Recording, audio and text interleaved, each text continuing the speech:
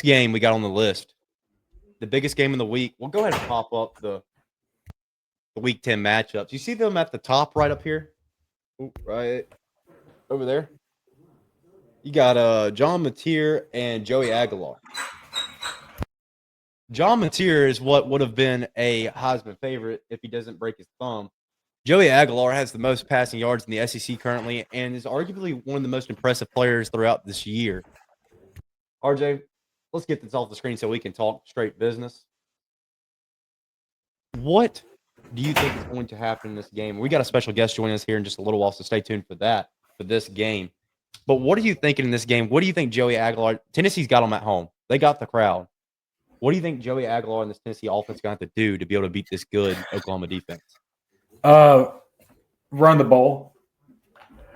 Run the ball, open up the pass game against this Oklahoma defense. That's something what a lot of teams didn't do against this Oklahoma defense, except for Ole Miss and Texas.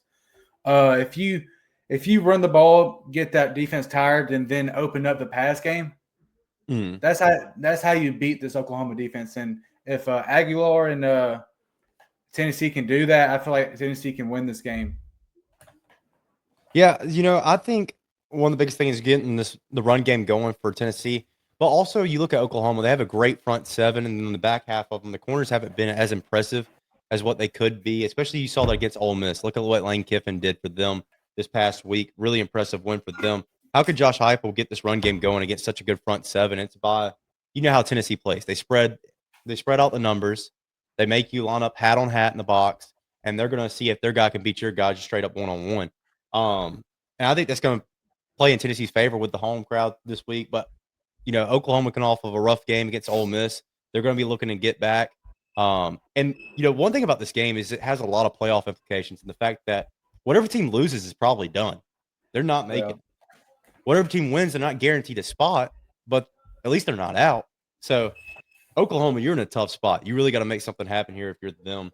Mateer, he's back. One bad game to start off against Texas and an average game to start, last week against Ole Miss. Do you think he's going to show up in this game, RJ? Do you think he'll be back against this Tennessee team?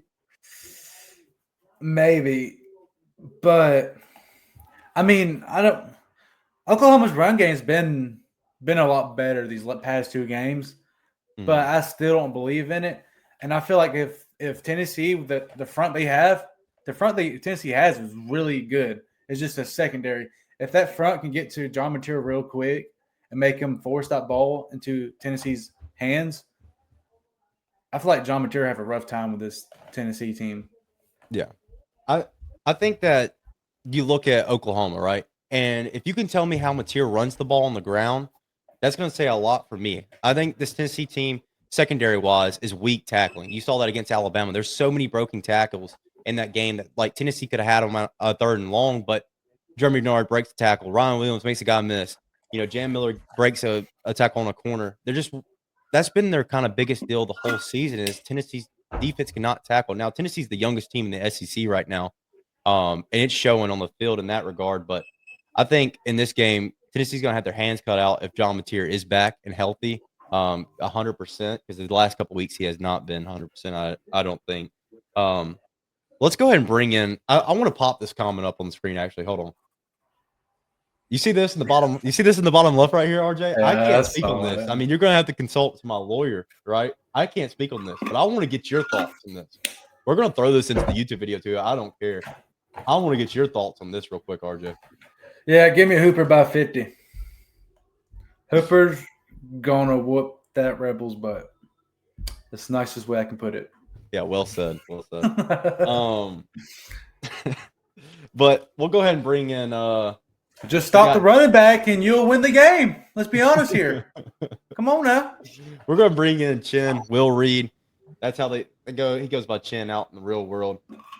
Will, what are you thinking about this game with Tennessee and Oklahoma, John Mateer and Joey Aguilar? First off, Hooper by a million. That's all I got to say about that. But I think Aguilar's proved to be a good quarterback. Mateer, he's still good, but late game situations against Ole Miss, he just didn't really show like he did earlier in the season. I guess the broken thumb kind of got to him. Mm. but I think Tennessee should outmatch Oklahoma, except for the D line. Oklahoma's D line is going to be a factor in the game. Hopefully, Tennessee can give Aguilar time, but I think it'll be a good game, close game, coming down to the wire. But I do see Tennessee pulling it out. So you see Rocky Top prevailing. Rocky Top. I heard that. So let's go ahead and go around the board and give our score predictions. I'm gonna let RJ start off first because he is the best ball knower in this call right now. Kyle Bush, what do you have for us?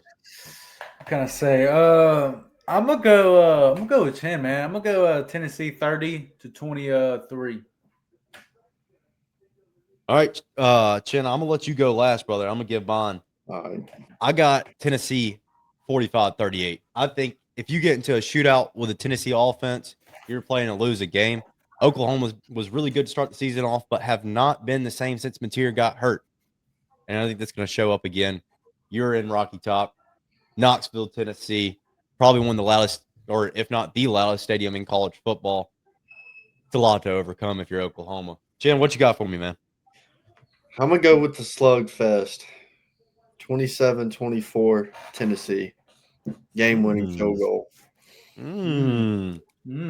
I like that one. I really like that one. I think it's different. I think it's a good pick. I respect that out of you, Chen. I respect that a lot out of you. Yeah, this is Will Chen, whatever you want to call him. This is his second time on the pod. He was here last night with us as well. Will, I want to say thank you for stopping by. We'll catch you here in just a second as well. All right.